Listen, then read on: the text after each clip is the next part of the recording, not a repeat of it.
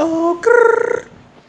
So, I know I said that the next video I would be um, kind of breaking down the debate in Ohio, the debate that just happened this past Tuesday. But and I will say who I think won and who I think lost. First of all, I want to say the debate to me overall wasn't good. It lacked substance. They asked no questions about climate change. They asked no questions about corruption. I mean, Bernie brought it up a couple of times, but it wasn't a topic that they were discussing. Um, I will say the biggest loser of the night is CNN. Um, they were biased from the beginning. They were very biased against Tulsi Gabbard, and she actually says how they were biased against her, saying she was an asset for the Russians, saying she was a Sada apologist, saying that she basically was working for the Russians. Basically, is what they were saying, which isn't true at all. But they were still spinning that narrative, and it's funny that a lot of the um, the progressive channels that I'm watching aren't mentioning that. But it's fine. It is what it is. That's why I'm here. I'm mentioning it. I'm saying that they are biased against Tulsi Gabbard, and again, Tulsi Gabbard is not the person who has my vote, but I still want it to be a fair race. You know, I think it needs to be um, a even playing field for the most part. I do think she had a weak night. I do. I think when she did try to go for Elizabeth Warren and Aaron, whatever her name was, when she cut her off and didn't at least get back to her when the commercial was done, to me showed that they were scared that whatever she was gonna say was going to hurt Elizabeth Warren the same way when she hurt Kamala Harris in the second debate, I believe it was. So I feel like they are really biased towards Tulsi Gabbard. Do I think she was a big winner of the night? No. Do I think she was a loser? No. I think she was to me personally. I do agree with her with women's rights. I believe it's a woman's right to choose. I do think, for me personally, and this is a personal feeling, and I know people are going to say, unless you have a uterus, you should not be even talking about it. But it's fair game because the question was up in the air. I do think that abortion should be illegal after the third trimester unless the life of the baby or the mother is at risk. That's my personal belief. But again, it's not law. It's just what I believe. Okay? Who do I think was a big winner of the night? Of course, it was Bernie Sanders. And it's funny, he was a big winner of the night, even though he had less time to speak than Amy Gorbachev. Which is weird that they gave her more time than Bernie Sanders. I'm just saying, Bernie Sanders is a top three-tier candidate. He's polling at three. He's placing at third place with some polls, second place with other polls. Joe Biden is placing third place in some polls, second place in other polls, and Elizabeth Warren is like really placing first. She dropped a couple of points from what I heard. I haven't seen it. I have to look it up, but I heard she dropped a couple of points. Again, I have to look it up. But I think Elizabeth Warren was not a winner of the night, and I know everybody was saying she was a winner because she knew how to counterattack people, but she really didn't. She really didn't know how to counterattack people, and I think her biggest failure of the night was when Pete Buttigieg was talking about healthcare for all. She didn't know how to break it down, and I really believe it's because she doesn't understand the bill. That's my personal belief. Remember, it's not her bill. It's a bill she's supporting. So she may not know everything that's in that bill.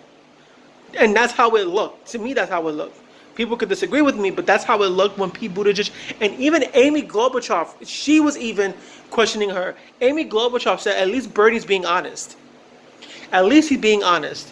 And you got to give him that. Bernie's being honest at the end of the day. Again, to me, the big winner of the night was Bernie Sanders. He came out strong. I was watching a little bit after the debate when Cenk Uygur was interviewing Nina Turner, and she was ecstatic. She was like, this is the Bernie we've needed. And I feel like she's right. He needs to be strong. He needs to be actually stronger than that. I feel like he still needs to distance himself from Elizabeth Warren. He's not doing that.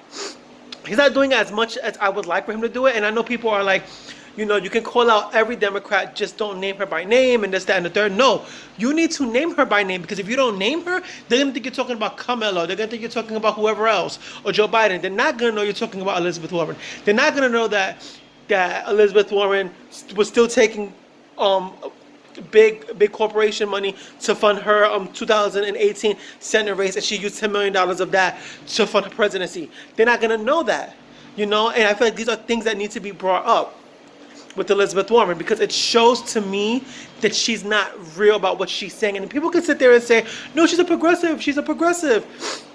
It doesn't, her actions don't show that. And outside of handling the large banks and Wells Fargo and things like that, and even with that, with the Wells Fargo situation, after she scolded him and everybody was like, yes, girl, she did that. What was her follow-up? What was her follow-up to that? That's my thing. Like, what was her follow-up? And to me, it seems very, what's what I'm looking for? It seems very like, this is like, I want to be a progressive now because I know that it's where everybody is trying to lean towards, and the fact that she, for me, wasn't progressive when it meant something. 2006, and a lot of people weren't progressive. It wasn't just her. A lot of independent media news sources, a lot of people who were supposed to be progressive, they weren't progressive when it counted.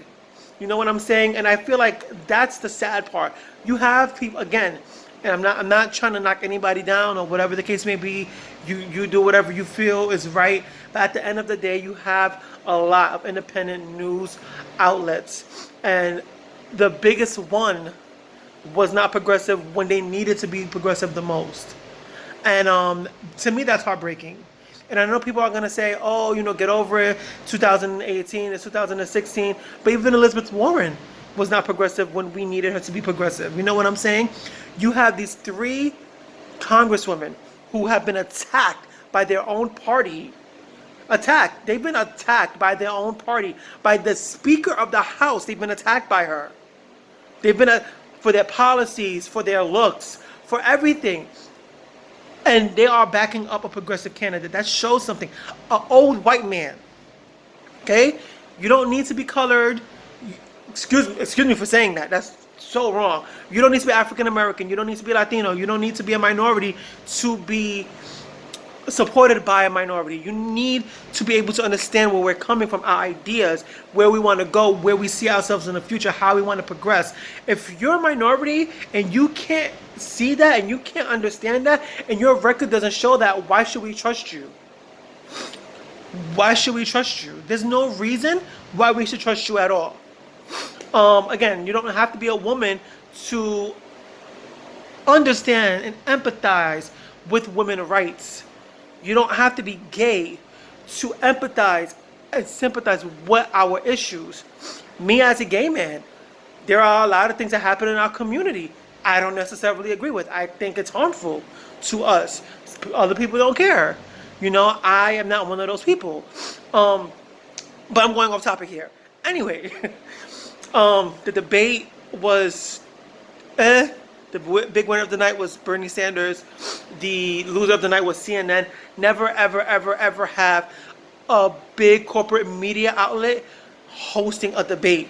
I think the debate should honestly be done, my opinion, even though I don't necessarily agree with everything that they have been saying about the candidates, not how they break down policy again, but the way they break down the candidates. I may not necessarily agree with it. I think the people who should be narrating the debate is Anna Kasparin, Kyle Kulinski, I think that's his name, from Secular Talk. If I'm getting the last name wrong, I apologize.